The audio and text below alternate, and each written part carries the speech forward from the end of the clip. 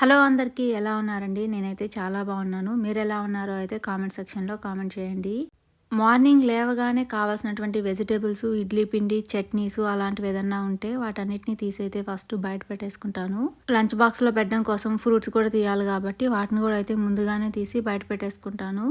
కొంచెం అయితే కూలింగ్ తగ్గుతాది అని చెప్పేసి. ఈరోజు మార్నింగ్ నుంచి ఆఫ్టర్‌నూన్ వరకు నేను ఏం కుక్ చేస్తానో అయితే మీతో షేర్ చేస్తాను. కొన్ని వెజిటబుల్స్ తీసైతే బయట పెట్టేసుకున్నాను. లాస్ట్ టైమ్ స్వీట్ పొటాటో కూడా బాయిల్ చేశాను. అది కొన్నే తిన్నాను. మిగతావైతే తీసి ఫ్రిడ్జ్‌లో పెట్టేసున్నాను. ఈరోజు బ్రేక్‌ఫాస్ట్‌గా తినేద్దాము అని చెప్పేసి అయితే ముందు బయట పెట్టేసుకుంటున్నాను. ఈరోజు మా బ్రేక్‌ఫాస్ట్‌లోకి అయితేనేమో ఇడ్లీ పెడుతున్నాను అనమాట. దానిలోకైతే ఒక పొడి ప్రిపేర్ చేస్తున్నాను. Chia seeds, flax seeds add చేసి అయితే పొడి ప్రిపేర్ చేస్తున్నాను. ఈ పొడి మీకు ఇడ్లీ దోశల్లోకి బాగుంటుంది. రైస్‌లో కలుపుకొనైనా తినొచ్చు. ఏదన్నా మనం వెజిటేబుల్స్‌తో తాలింపు చేసుకుంటాం కదా! వాటిలో అయినా కూడా పైన చల్లేసుకోవచ్చు అనమాట. టేస్ట్ అయితే మాత్రము చాలా బాగుంటుంది. ఫస్ట్ అయితే క్యాబేజ్ కొంచెం కట్ చేసేసుకొని బయట పెట్టేసుకుంటున్నాను. మిగిలిన క్యాబేజ్ని అయితే తీసుకెళ్ళి ఫ్రిడ్జ్‌లో పెట్టేస్తున్నాను అనమాట. ఈరోజు వచ్చేసి నూడిల్స్ ప్రిపేర్ చేస్తున్నాను. దానికోసమే క్యాబేజ్ అయితే కట్ చేసుకున్నాను. ఫస్ట్ మా అమ్మాయికి లంచ్ బాక్స్ పెట్టాలి కాబట్టి దానికైతే రైస్ కూడా కుక్ చేసుకుంటున్నాను. ఈరోజైతేనేమో ఎగ్ రైసే పెడుతున్నాను అనమాట. వీక్లో 2 డేస్ అయితే ఎగ్ రైస్ పెడతాను. అదైతే కొంచెం తింటుంది, అందుకనేసి ఎగ్ రైసే పెట్టేస్తాను. పౌడర్ ప్రిపేర్ చేసుకోవడం కోసము స్టవ్ వెలిగించి ప్యాన్ పెట్టేసుకోండి. దానిలో అయితే కొంచెం జీలకర్ర యాడ్ చేసుకోండి, కొన్ని అయితే ధనియాలు యాడ్ చేసుకోండి, కొంచెం ఎండుమిర్చి యాడ్ చేసుకోండి. మీరు ఎంత స్పైస్ తినగలుగుతారో దాన్ని బట్టి అయితే ఎండుమిర్చి యాడ్ చేసుకోండి.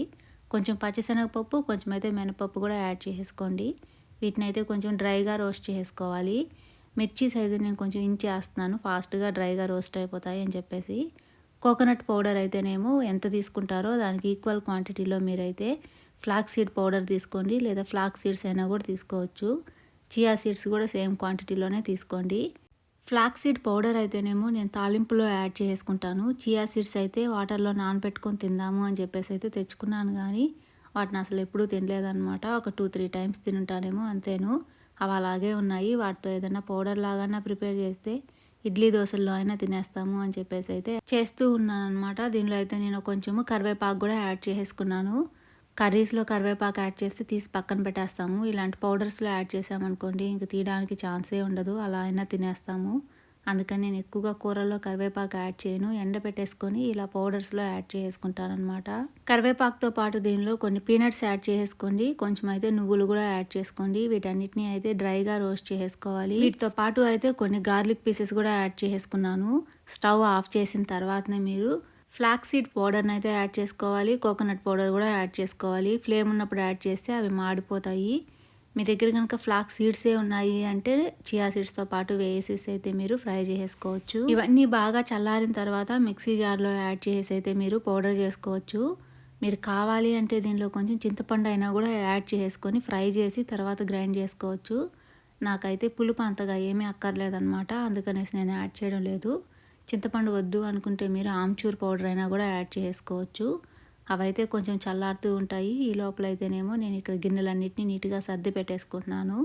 మార్నింగ్ అయితే మాత్రం నాకు కొంచెం బిజీగానే ఉంటుంది. అన్ని పనులు ఒకసారే చేసేసుకోవాలని చూసుకుంటూ ఉంటాను. ఒక 5 నిమిషాలు గ్యాప్ దొరకగానే ఈ 5 నిమిషాల్లో ఏం చేయొచ్చా అని చెప్పేసి ఆ పని అయితే చేసేస్తాను. గిన్నెలు అయితే నిన్న నాకు చాలా ఎక్కువగానే వచ్చాయి. ట్రేలో సరిపోగా ఇంకా ఎక్కువ మిగిలితే బయట కూడా ఆరబెట్టినాను. వాటిని కూడా అయితే ఇప్పుడు తీసుకొచ్చి నీట్గా సర్ది పెట్టేసుకుంటున్నాను.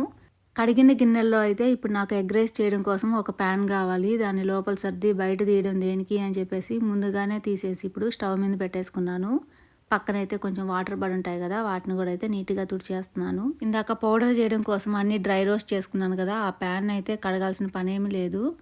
పేపర్తో అయితే నీట్గా వైప్ చేసేసుకొని పెట్టేస్తాను. మళ్ళీ దాంట్లో ఏదో ఒక ఫ్రై లాంటిది అయితే చేసేసుకుంటాను. రైస్ అయితే కూడా కుక్ అయిపోయింది. ఇప్పుడు పౌడర్ ప్రిపేర్ చేయడం కోసము అన్నీ మిక్సీ జార్లో యాడ్ చేశాను. దీనిలో అయితే కొంచెం సాల్ట్ కూడా యాడ్ చేశాను. వీటిని ఫ్రై చేసుకునేటప్పుడు నేను కొంచెం ఇంగు కూడా యాడ్ చేసుకున్నాను. మీకైతే చూపించడం చెప్పడం రెండు మర్చిపోయాను. ఇంగు అయితే కూడా యాడ్ చేసుకోండి, ఫ్లేవర్ అయితే చాలా బాగుంటుంది. ఈ పొడి అయితే మాత్రము నిజంగా చాలా బాగుందండి. హెల్త్కి కూడా చాలా మంచిదేను. తప్పకుండా ఒకసారి అయితే ట్రై చేయండి. ఎగ్ రైస్ అయితే చేయడం కూడా అయిపోయింది. ఇడ్లీ కూడా అయితే ఒకసారి పెట్టేసినాను అనమాట. అవి కూడా కుక్ అయిపోయాయి. ఇప్పుడు మా అమ్మాయికి ఇడ్లీ పెట్టేసి ఇంకా స్కూల్కి అయితే పంపించేయచ్చు. అందుకని ఫస్ట్ అయితే మా అమ్మాయి కోసం 2 ఇడ్లీ తీసేసాను. మిగతా 2 ఇడ్లీ అయితే నా కోసమేను. అవి నేను మళ్ళీ అయితే తినేస్తాను. ఈ పొడితో 2 ఇడ్లీ కాదు 4 ఇడ్లీ తిన్నా కానీ అసలు తిన్నట్టే అనిపించడం లేదు. అంత బాగున్నాయన్నమాట. ఎన్ని తింటున్నామో తెలియకుండానే లోపలికైతే వెళ్ళిపోతున్నాయి. ఇప్పుడైతే నేను ఎగ్ దోస కూడా వేస్తూ ఉన్నాను అనమాట. ఈ ఎగ్ దోస పైన కూడా ఆ చియా సీడ్స్తో చేసినటువంటి పౌడర్ యాడ్ చేశాను. ఎప్పుడు మనం కారం వేసుకొని ఎగ్ దోస తింటాం కదా, ఈ పౌడర్ యాడ్ చేయడం వల్ల అయితే మాత్రము చాలా మంచి టేస్ట్ ఉంది. అందుకని మా ఇంట్లో ఈరోజు అందరికీ ఈ పౌడర్ వేసి అయితే పెట్టేశాను. నేనైతే ఆఫ్టర్నూన్ లంచ్లో కూడా ఈ పౌడర్తోనే ప్రిపేర్ చేసుకుందాం అనుకుంటున్నాను. అందరు బ్రేక్ఫాస్ట్ చేయడం అయితే అయిపోయిందనమాట. ఇప్పుడు నేను లంచ్ కోసం అయితే ప్రిపరేషన్స్ స్టార్ట్ చేశాను. నూడిల్స్ అయితే ప్రిపేర్ చేయాలి కాబట్టి ఫస్ట్ హాట్ వాటర్ పెట్టానమాట. అవి బాగా బాయిల్ అయిన తర్వాత అయితే ఈ నూడిల్స్ కూడా వాటి లోపల యాడ్ చేసేస్తాను. నూడిల్స్ ప్రిపేర్ చేసి అయితే ఒక 4 months పైనే అయిపోతుంది అనమాట. ఎంత వేయాలి అనేసి అయితే మర్చిపోయాను. కొన్ని ముక్కల్లాగా అయితే ఉన్నాయి, ఇంకొన్ని అయితే కూడా ఇంచేసి నేనే యాడ్ చేశాను. ఇది ఎక్కువైనా రేపటికైనా తింటారులే అని చెప్పేసి ఒక బౌల్లో అయితే వేసి పెట్టేసుకున్నాను. కావాల్సినటువంటి వెజిటబుల్స్ అయితే కూడా కట్ చేసి పెట్టేసుకున్నాను. ఆనియన్స్ కట్ చేసేసుకున్నాను. కొంచెం అయితే గార్లిక్ పీసెస్ కట్ చేసి పెట్టుకున్నాను. క్యారెట్, క్యాప్సికమ్, కొంచెం క్యాబేజ్ అయితే కట్ చేసేసాను. క్యాబేజ్ అయితే కొంచెం ఎక్కువగానే కట్ చేశాను. సర్లే వేసేద్దాము, అది అంతా బాగా ఫ్రై అయితే కనిపించదులే అనుకొని అయితే అన్నీ కట్ చేసి పెట్టేసుకున్నాను. ఇంకా నా కోసం అయితేనేమో వాంగీబాత్ ప్రిపేర్ చేసేసుకుంటున్నాను. ఈ వంకాయలు తీసుకొని వచ్చి కూడా ఒక 4 days అయిపోతుంది. ఇంకా ఎక్కువ రోజులు ఉంచాను అంటే మాత్రం లోపలంతా బ్లాక్గా అయిపోతాయి. ఇప్పటికే ఆల్రెడీ బ్లాక్గా అయిపోతున్నాయి. అందుకని ఈరోజు ముగ్గురికి 3 వెరైటీస్ అయితే ప్రిపేర్ చేస్తున్నాను. నాకైతే వంకాయతో ఏ కర్రీ ప్రిపేర్ చేసినా ఇష్టంగానే తినేస్తాను. నేను చిన్నగా ఉన్నప్పుడు ఇంటి ముందే వంకాయ తోట ఉండేది. అమ్మ అయితే ఎప్పుడు దాన్ని కోసుకొని వచ్చేసి వారంలో ఒక 2-3 days అయినా వంకాయ కర్రీయే ప్రిపేర్ చేస్తూ ఉండేదన్నమాట. అప్పుడు బోరు కొడుతూ ఉండేది. ఇక్కడికి వచ్చినప్పటి నుంచి వంకాయలు దొరకడం కష్టం కాబట్టి ఎప్పుడైనా నాకు కర్పూరపు వంకాయలు గ్రీన్ వైట్ కలర్ మిక్స్ అయి ఉంటుంది కదా, ఆ వంకాయలు కనిపిస్తే మాత్రం వెంటనే తీసుకొని వచ్చేస్తాను. వాటితో సాంబార్ చేసుకున్నా బాగుంటుంది, వంకాయ బజ్జీ చేసుకున్నా కూడా బాగుంటుంది అనమాట. నాకు వంకాయ బజ్జీ ఆమ్లెట్ కాంబినేషన్ అంటే చాలా ఇష్టము. ఈసారి ఎప్పుడైనా మీకు వంకాయ బజ్జీ చేసి అయితే చూపిస్తాను. ఈరోజు అయితే వాంగీబాత్ కోసం ప్రిపేర్ చేస్తున్నాను అనమాట. ప్యాన్ పెట్టేసుకొని దానిలో అయితే పోపు దినుసులు యాడ్ చేసుకోండి. నాకు ఏ పోపు దినుసులు యాడ్ చేసినా యాడ్ చేయకపోయినా కొన్ని క్యాషూ నట్స్ అయితే మాత్రము తప్పకుండా యాడ్ చేసుకుంటాను. ఆ క్యాషూ నట్స్ వల్లే టేస్ట్ అయితే మాత్రము చాలా బాగుంటుంది. ఇవి బాగా ఫ్రై అయిన తర్వాత వాటిలో కొన్ని గార్లిక్ పీసెస్ యాడ్ చేసేసుకోండి. ఆనియన్ పీసెస్ కూడా యాడ్ చేసుకోండి. అవి కూడా కొంచెం బాగా ఫ్రై చేసేసుకోవాలి. తర్వాత వంకాయ ముక్కలు యాడ్ చేసుకొని ఉప్పు పసుపు యాడ్ చేసుకొని అయితే మూత పెట్టేసుకొని కొంచెం సేపు మగ్గిచ్చేసుకోవాలి. నాకైతే వంకాయలు కనిపించేలాగుంటేనే ఇష్టం అనమాట. అందుకనేసి ఇప్పుడు ఒక 70% కుక్ అయిన తర్వాతనే దీనిలో కారము, చియా సీడ్స్తో చేసుకున్నటువంటి పౌడర్ కూడా యాడ్ చేసుకున్నాను. మనం రైస్ వేసి ఇంకా మిక్స్ చేస్తూ కుక్ చేసే లోపల ఇవైతే ఒక 90% దాకా కుక్ అయిపోతాయి వంకాయలు కూడా. అందుకని ముందుగానే అన్నిటినీ అయితే యాడ్ చేస్తున్నాను అనమాట. ఇప్పుడు వైట్ రైస్ కూడా యాడ్ చేసుకొని ఒకసారి బాగా మిక్స్ చేసి స్లో ఫ్లేమ్ పెట్టేసి మూత పెట్టేసి ఒక 5 minutes అలాగే వదిలేసారంటే చాలు, వాంగీబాత్ అయితే రెడీ అయిపోతుంది. మీకు నచ్చితే పైనుంచి కొంచెం నిమ్మరసం కూడా యాడ్ చేసుకోండి. టేస్ట్ అయితే మాత్రము చాలా బాగుంది. పెట్టినటువంటి వాటర్ అయితే బాయిలింగ్కి వచ్చేసాయి. దానిలో అయితే కొంచెం ఆయిల్ యాడ్ చేసుకొని నూడిల్స్ కూడా యాడ్ చేసుకొని ఒక 10 minutes అయితే కుక్ చేసుకోవాలి. ఒక స్ట్రైనర్లో యాడ్ చేసి కొంచెం చల్ల వాటర్ పెట్టేయాలి దాంట్లో. అప్పుడైతే కుకింగ్ ప్రాసెస్ ఆగిపోతుంది, లేదంటే ముద్దగా అయిపోతాయి అన్నమాట నూడిల్స్. అప్పుడు తీసి వాటిని పక్కన పెట్టేసుకున్నాను. ఇప్పుడు ఒక ప్యాన్ పెట్టేసుకొని దానిలో కొంచెం ఆయిల్ యాడ్ చేసుకోండి. గార్లిక్ పీసెస్ యాడ్ చేసుకోండి. ఆనియన్స్ వెజిటేబుల్స్ కూడా యాడ్ చేసుకొని కొంచెం సేపు అయితే బాగా ఫ్రై చేసుకోవాలి. నూడిల్స్ని అయితే మధ్యలో ఒకసారి ఇలా మిక్స్ చేయండి. ఏదన్నా కొంచెం హాట్ ఉంది అంటే చాలు, అది వెళ్ళిపోతుంది అనమాట. ఇప్పుడైతే వెజిటేబుల్స్ కూడా ఆల్మోస్ట్ కుక్ అయిపోయాయి. దీనిలో అయితే కొంచెము సాల్ట్ కూడా యాడ్ చేసుకోండి. కొంచెం అయితే పెప్పర్ పౌడర్ యాడ్ చేసుకోండి. ఈ పెప్పర్ పౌడర్ కూడా యాడ్ చేసుకున్న తర్వాత ఎగ్స్ ఉన్నాయి కదా, వీటిని కూడా బ్రేక్ చేసి వాటిపైన యాడ్ చేసేయండి. మా ఇంట్లో అయితే మాత్రము నూడిల్స్ యాడ్ చేసి వాటిపైన ఎగ్స్ వేయమంటారు. ఈ ఎగ్స్ కొంచెం నూడిల్స్ కూడా అతుక్కుంటాయి అని చెప్పేసి నేనైతే వెజిటేబుల్స్లోనే యాడ్ చేస్తాను ఎగ్స్ యాడ్ చేసి వీటిని కొంచెం సేపు మిక్స్ చేస్తూ అయితే కుక్ చేసుకోవాలి. ఊరికే ఎక్కువసేపు అయితే ఏం మిక్స్ చేయొద్దు. అలాగే పెట్టేశారంటే మీరు వేసినటువంటి ఎగ్ కూడా కొంచెం వెజిటేబుల్స్కి తీసుకుంటుంది కాబట్టి టేస్ట్ బాగుంటుంది. ఇక్కడైతే నేను కొన్ని సాసెస్ వాడుతున్నాను అనమాట. డార్క్ సోయా సాస్ వాడుతున్నాను, రెడ్ చిల్లీ సాస్ యాడ్ చేస్తున్నాను, కొంచెం అయితే గ్రీన్ చిల్లీ సాస్ యాడ్ చేస్తున్నాను. మీరు కావాలంటే కొంచెం కెచప్ కూడా యాడ్ చేసుకోవచ్చు. నేనైతే కెచప్ ఏమీ యాడ్ చేయడం లేదనమాట. మూత పెట్టేసి మనం స్టీమ్తో కుక్ చేసామంటే చాలు. ఎగ్ కూడా కొంచెం పెద్ద పెద్ద పీసుల్లాగా ఉంటుంది. వెజిటబుల్స్ కూడా కొంచెం టచ్ అయి ఉంటుంది. ఇప్పుడైతే నేను దీనిలో నూడిల్స్ యాడ్ చేశాను.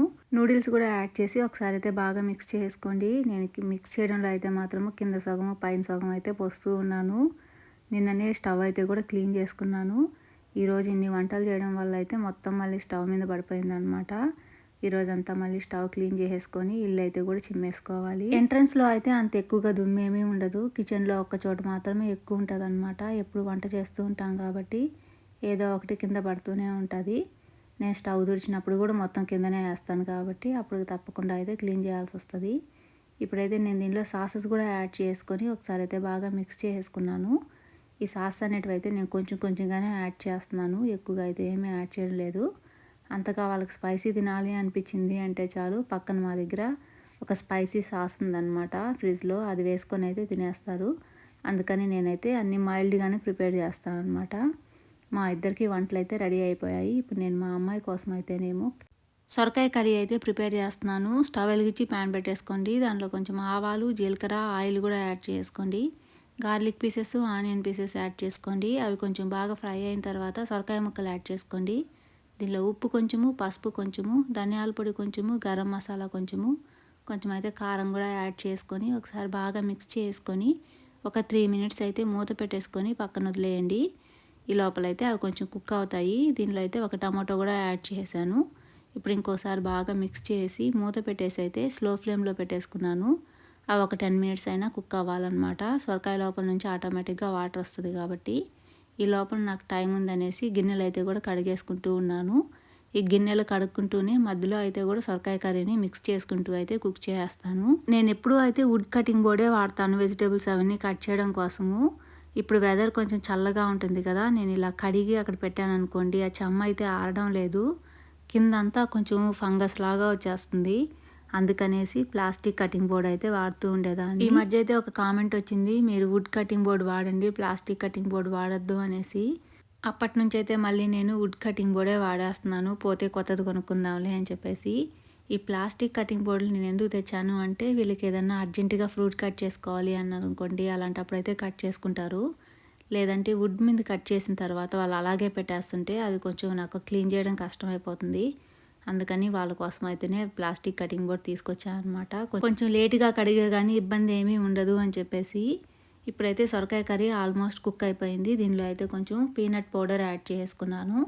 కొంచెం వాటర్ యాడ్ చేసుకొని ఇంకొక 5 మినిట్స్ అయితే కుక్ చేసుకోవాలి. సొరకాయ ముక్కలు అయితే కుక్ అయ్యేంత వరకు. ఇప్పుడైతే కర్రీ అంతా రెడీ అయిపోయింది కాబట్టి సర్వింగ్ బౌల్లో తీసి పెట్టేసుకున్నాను. ఈ గిన్నెలు కూడా అయితే నీట్గా కడిగి పక్కన పెట్టేసుకోవాలి. ఈరోజు మార్నింగ్ బ్రేక్ఫాస్ట్ కోసం ఇడ్లీ తిన్నాను కాబట్టి నాకు ఇంకా అసలు ఏది తినాలనిపించలేదు. అందుకని ఈరోజు జ్యూసు తాగలేదు, ఇంకా గెన్సుగడ్డ కూడా తినలేదు అనమాట. అందుకని ఈ మధ్య నేను బ్రేక్ఫాస్ట్ అయితే స్కిప్ చేసి వీటినన్నిటిని అయితే తింటూ ఉన్నాను. ఈరోజు ఫస్ట్ టైం ఆ పౌడర్ చేశాను కదా, దాంతో ఎలా ఉంటాయో ఇడ్లీ తినాలి అని చెప్పేసి అయితే తిన్నాను. టేస్ట్ అయితే మాత్రం చాలా బాగున్నాయి. దానివల్ల అయితే అన్నీ అలాగే ఉండిపోయాయి అన్నమాట. నాకు స్టవ్ క్లీనింగ్ అయితే ఇట్లా ఓపెన్గా ఉంటేనే చాలా ఈజీగా ఉన్నట్టు అనిపిస్తుంది. అందుకనేసి నేను అల్యూమినియం ఫాయిల్ అయితే ఏమీ యాడ్ చేయను. నేనైతే స్టవ్ వీక్లో 2 టైమ్స్ అయినా క్లీన్ చేస్తాను. మా ఇంట్లో కుకింగ్ ఎక్కువే ఉంటుంది కాబట్టి లోపలంతా పడుతూనే ఉంటుంది. ఎప్పటికప్పుడు క్లీన్ చేసుకుంటే మనం కెమికల్స్ లాంటిది ఏమీ యాడ్ చేయాల్సిన అవసరం ఉండదు. మనం గిన్నెలు తోముతాం కదా లిక్విడ్, వాటితో వేసి క్లీన్ చేసేస్తేనే సరిపోతుంది. నేనైతే దాన్నే ఎక్కువగా వాడేస్తాను. ఎప్పుడో ఒకసారి అయితే మాత్రమే ఏదో ఒక లిక్విడ్ యాడ్ చేసి అయితే క్లీన్ చేస్తాను. ఇప్పుడైతే స్టవ్ క్లీనింగ్ కూడా అయిపోయింది. ఇల్లు కూడా అయితే కింద నీట్గా చిమ్మేసుకోవాలి. ఈ వీడియోనైతే నేను ఇంతటితో ఎండ్ చేస్తున్నాను. వీడియో నచ్చినట్లయితే ఒక లైక్ అయితే ఇవ్వండి. కిచెన్ అంతా అయితే నీట్గా క్లీన్ చేసేసుకున్నాను. ఇడ్లీకి కూడా అయితే రైస్ నానబెట్టేస్తున్నాను అనమాట. ఈవినింగ్ అయితే దాన్ని కూడా రుబ్బేసి లోపల పెట్టేస్తాను. Thank you so much for watching అండి. మరో మంచి వీడియోతో మీ ముందుకు వస్తాను. అంతవరకు సెలవు, బాయ్.